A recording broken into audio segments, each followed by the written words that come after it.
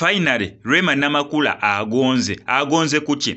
Rema Namakula yewunyisiza bannayuganda ku makya g'olunaku olwaleero wagenze ku Facebook page ye oba ekibanja kye ekya Facebook n'ateekayo mbuŋŋonze. Lwaki Rema Namakula agonze neera agonze kuki? Yes, abantu abamu batambuziza post eno nga bagirelatinga ku ex we omukulu Eddie Kenzo. Mbu finally amaze n'agonda oba ku ebyo ebibadde byogerwa between ye ne Dr. Muzoba ne Eddie Kenzo. Tetunnaba kubeera nga tumanya exactly Rema Namakula agonze kuki, naye nga ye omuyimbi Rema Namakula yamaze okikakasa mbu ye ng'omuntu amaze n'agonda, oba agonze mu mukwano gwa Dr. Muza Ssebunya oba agonze ku bigambo ebiri mu kubeera nga byogerwa, byonna tugenda beera nga tubisanga mu kayimba ke kagambye mbu agenda beera nga akata emisana g'olunaku olwaleero we ziwerera ssaawa 6. Kati abantu bonna bali mu kubeera nga beebuuza ddala Rema Namakula agonze kuki. Information yonna tugenda kubeera nga tugifuna mu kayimba kanene nsuubira kagenda okubeera nga ata video amaze okubeera nga agikwasaganya audio gwagenda okutaka emisana ga olunaku olwaleero.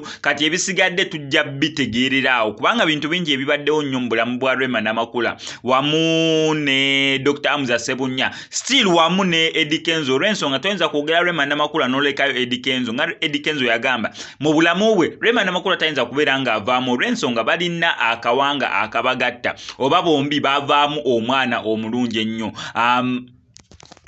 Amal Musuza. So when any way or the other Rema Namakula toyinza kubeera ng'obaawula ne Dr. Muza Ssebunya ate nera still Rema Namakula toyinza kubeera ng'omwawula n'omukulu Eddie Kenzo. Naye byonna tugenda birinda mu kanene akayimba ndowooza ebigambo byonna ebiri mu kubeera nga byogerwa ku post Rema Namakula gy'akoze ku makya g'olunaku olwaleero we tugenda okubeera nga tukakkana. Wano ku SMX Media gwe kyolina okukola ku subscribing on get notification bell eyo nga tunateeka updates gwajja esooka okubeera nga ozifunako. Still wano ku SMX Media nkutegeeze ku Haji Kivumbi omulombi w'edduwa akugamba nti gwe naayita mu kusomoza obw'okwenjawulo bizibu bya family business relationship ajasobola bulungi nnyo okubeera nga akulombera edduwa. Mukubireko ku enamba y'essimu gy'olaba kapapula, ebisigadde obimulekere.